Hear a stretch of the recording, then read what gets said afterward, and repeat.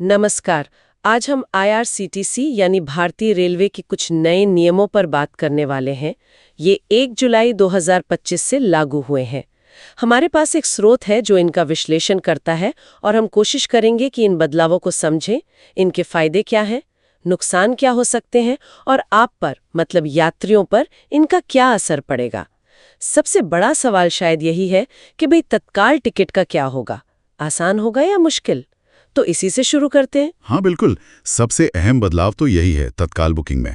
अब आधार ऑथेंटिकेशन और OTP जरूरी हो गया है। अच्छा। अभी तो ये सिर्फ IRCTC ऐप और वेबसाइट पर है, लेकिन सुनने में आया है 15 जुलाई से काउंटर और एजेंट बुकिंग के लिए भी ये अनिवार्य हो जाएगा। ओह, और एजेंटों के लिए भी कुछ बदला है शायद, वो टाइमिंग वाला। हाँ वो भी है। बुकिंग खुलने के जो पहले 30 मिनट होते हैं ना, AC क्लास के लिए सुबह 10 से 10:30 और नॉन AC के लिए 11 से 11:30। बिल्कुल, उस दौरान एजेंट तत्काल टिकट बुक नहीं कर पाएंगे।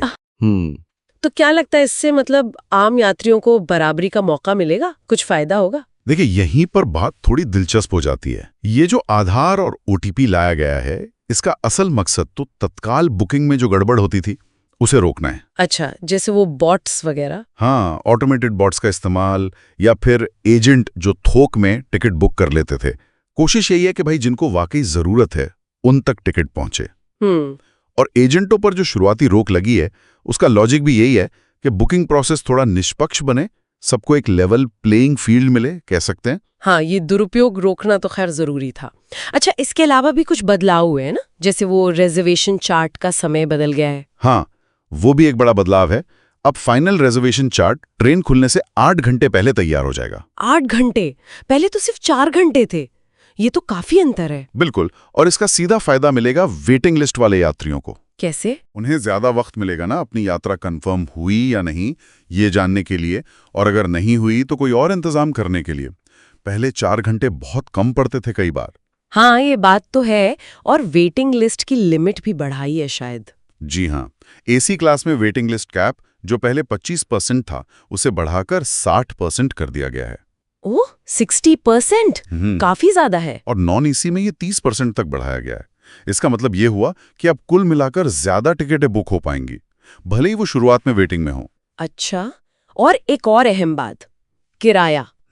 सुनने में आया है किराया भी बढ़ा है कोविड के बाद पहली बार। हाँ, किराया बढ़ा है। बढ़ोतरी वैसे बहुत ज्यादा नहीं है। नॉन AC मेल एक्सप्रेस ट्रेनों में 1 पैसा प्रति किलोमीटर। सिर्फ 1 पैसा? हाँ, और AC क्लास में 2 पैसे प्रति किलोमीटर। लेकिन हाँ, जब आप लंबी दूरी की यात्रा करेंगे, खासकर AC में, तो ये जुड़कर थोड़ा फर्क तो डालेगा। तो ये ध्यान रखना होगा कि 500 किलोमीटर तक की सेकंड क्लास यात्रा, सीजन टिकट और जो उपनगरीय ट्रेनें हैं उन पर इसका कोई असर नहीं पड़ेगा। अच्छा, ये साफ करना जरूरी था। और देखिए, अगर बड़ी तस्वीर देखें तो ये किराया वृद्धि रेलवे के रेवेन्यू के लिए शायद जरूरी थी। स्रोत में IRCTC के शेयरों में 2% की तेजी का भी जिक्र है, जो शायद इसी से जुड़ा हो।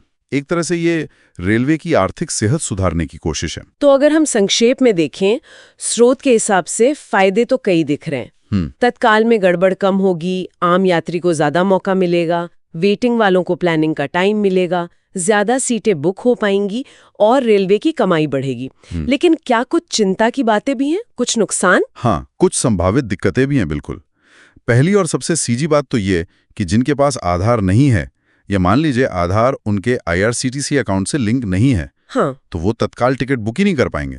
ये एक बड़ी बाधा हो सकती है कुछ लोगों के लिए। सही बात है। और दूसरी दिक्कत आ सकती है काउंटरों पर। ये OTP वाली प्रक्रिया जो है, इससे बुकिंग में शायद ज्यादा समय लगे, खासकर जहां भीड़ ज्यादा होती है। लाइनें और लंबी हो सकती है। तीसरी बात, जैसे हमने कहा, लंबी दूरी के AC यात्राएं थोड़ी महंगी हो जाएंगी। हाँ। और चौथी और शायद सबसे बड़ी चिंता का विषय वो है टेक्नोलॉजी।